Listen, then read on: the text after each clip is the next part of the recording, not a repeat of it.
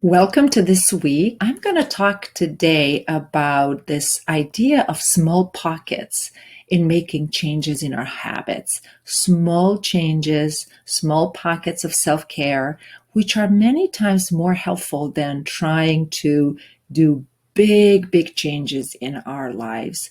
There's nothing wrong with planning for big changes, but usually it's my experience after decades of working with people, thousands of people trying to change habits and behaviors, is that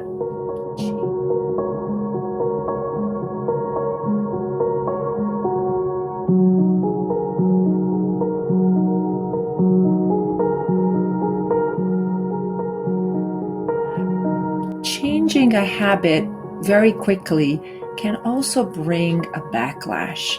So many times, this realization that it worked, this habit change is sustainable for a while, but after a certain time, it either disappears or our life circumstances are changing. So it is important to remember two things. One, this idea of small changes. And the second idea, there's an interesting principle. I don't know if you've heard it, the 20-80 rule or Pareto principle. This is an Italian who came up with this rule, observed this about a century, 2 centuries ago.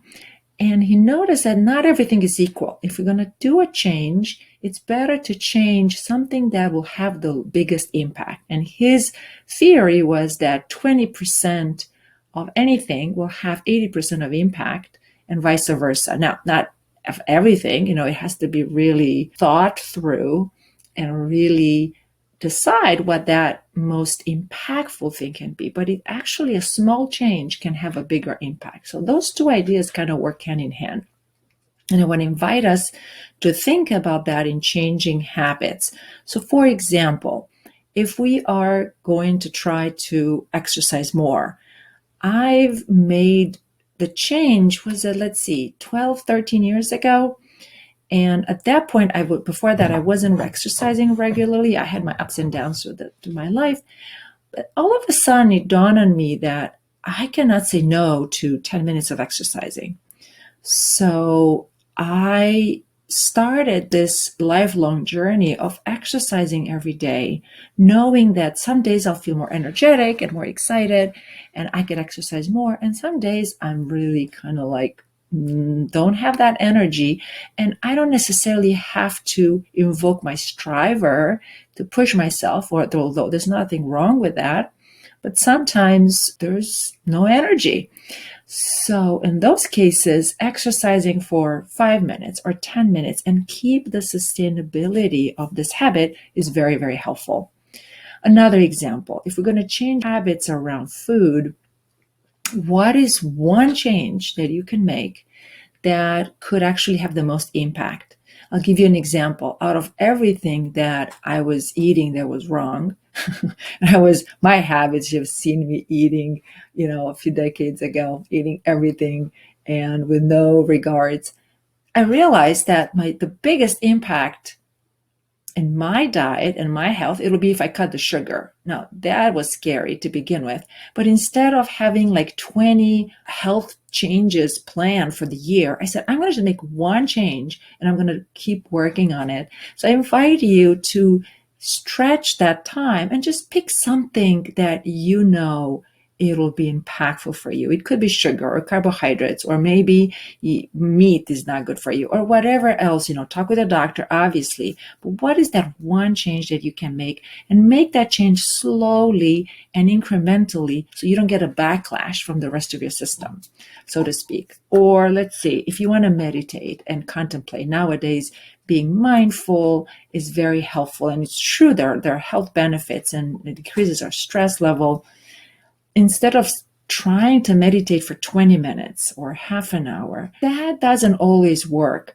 If you start with 5 minutes, let's say, or 7 minutes in a day, and really have no expectations, but do it regularly, actually in time, after a few weeks or even a month, you will notice there's something changing and shifting inside, and you're starting feeling better and better, and you're starting enjoying those 5 minutes. Before you know it, you might choose to have 10 minutes or 15 minutes. So the point of this is not to tell you how to meditate or how to change your health diet or exercise. It's more to give the framework for making small incremental changes, so small that you cannot fail. So think of the pockets of changing habits as opposed to massively thinking of changing habits. And also think about what could be the most impactful for you. And if you don't know the answer, obviously our friend Google can be of help. You can search online and ask your doctor, talk with friends, talk with family members, mentors, read books, but find that what's at the core that could actually have an impact into your change and make it small and so small that you cannot fail so you can sustain it and have fun with it. I heard this over and over in different coaching arenas. I don't remember who am I quoting originally because everyone talks so much about it. But this idea that we overestimate how much we can accomplish in a year, but we underestimate how much we can actually accomplish in 5 years. So instead of making our year filled with so many things that we want to accomplish, think about 5 years and draw near some smaller changes that you can sustain it. And I'm a witness to this, that this methodology is working, not just for myself, but with the people that I've been guiding along the way. So I wish you a wonderful week and hope to connect soon.